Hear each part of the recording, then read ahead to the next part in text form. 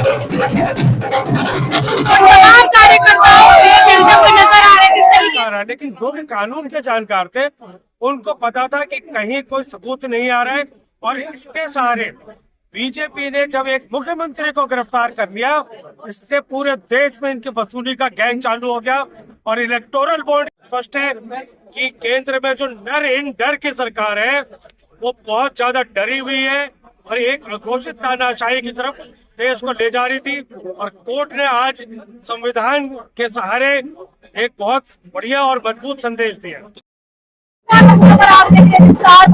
मेरी मौजूद थी आम आदमी पार्टी के कार्यालय में, जिस तरीके से तस्वीरों में देख सकते हैं, ढोल नगाड़ों से आज खुशी का माहौल है, क्योंकि अरविंद केजरीवाल दिल्ली के पूर्व मुख्यमंत्री थे, उन्हें रोज मैंने कोर्ट से रिहाई मिल गई। आपको बता दें कि जितने भी आरोपी थे शराब घोटाले में, सभी को रिहाई मिल चुकी है।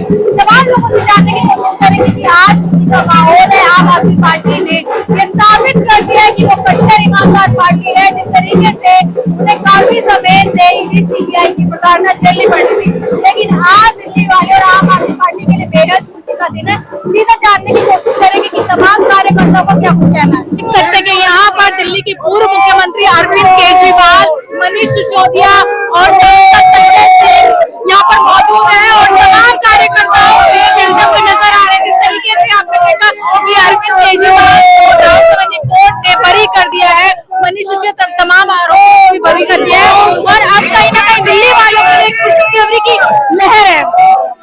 बेहद खुशी का देखिए, इस देश में एक जो नर इन डर की सरकार है, आज उसको ये जवाब मिल गया कि ईडी और सीबीआई के थ्रू ये जो पकड़ो पकड़ो गैंग इन्होंने चलाया हुआ था, कोर्ट ने आज उसको बेनकाब कर दिया है।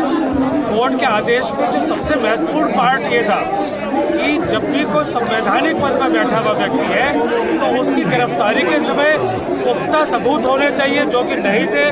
कोर्ट ने इसके आगे एक जो आयु थे केस के, उनके अगेंस्ट विभागीय जांच की बात की है, और इसमें सबसे बड़ी बात यह है कि अगर ये जांच ईमानदारी से होगी तो वो आयोग खुलासा करेगा कि किसके इंस्ट्रक्शंस पे बिना पुख्ता सबूतों के इस तरीके से केजरीवाल जी की गिरफ्तारी हुई।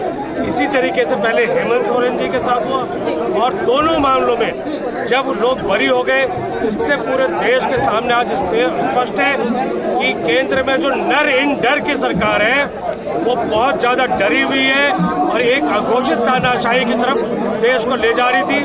और कोर्ट ने आज संविधान के सहारे एक बहुत बढ़िया और मजबूत संदेश दिया। तो क्या बीजेपी को माफी मांगनी चाहिए? बीजेपी को बिल्कुल माफी मांगनी चाहिए। देखिए, एक बात, आज अगर आप सुबह से बीजेपी नेताओं का बयान सुनेंगे, कोई भी ईडी के अफसरों के खिलाफ नहीं बोल रहा है। पहले भी जब सुप्रीम कोर्ट ने बेल दी थी केजरीवाल जी को, उन्होंने कहा कि जांच हम कब तक जेल में रख सकते हैं, आप चार्जशीट क्यों नहीं फाइल करें। वहाँ पर मोदी जी को फाइनेंस मिनिस्टर के ऊपर गुस्सा आना चाहिए था, जिनको ईडी रिपोर्ट करती है, लेकिन ना तो वो उनके ऊपर गुस्सा हुए, और उल्टा सुप्रीम कोर्ट में वो ईडी के डायरेक्टर की एक्सटेंशन मांगते रहे। और आपको एक बात और बता दो कि ये जो आज फैसला आया है, जिस दिन दिल्ली का 1 साल पहले रिजल्ट आया था, उसी दिन से मीडिया के अंदर शराब घोटाले के बाद बंद हो गई थी, बीजेपी नेताओं के मुंह पर दही जम गई थी। इसी से पता लग गया था कि इसका सिर्फ और सिर्फ राजनीतिक फायदे के लिए उपयोग किया गया है। सर, ईडी सीबीआई तो ये कहते हैं कि हम संवैधानिक संस्था है, लेकिन इतना बड़ा आरोप लगाना तो सही नहीं है। देखिए, सुप्रीम कोर्ट ने ही इनको केस्ड बैलेट का नाम दिया है, और अगर कोई अफसर नाकाम है इन्वेस्टिगेशन में, अगर वो एक संवैधानिक पद पर बैठे आदमी को गिरफ्तार कर रहा है, तो क्या उसकी अपनी हैसियत इतनी है? क्या उसने अपने पॉलिटिकल आकाओं को क्या रिपोर्ट नहीं किया इस मामले में? क्या देश के प्रधानमंत्री को झूठी जानकारी देते गए, तो देश के प्रधानमंत्री हर जगह उस पर बयान दे रहे थे।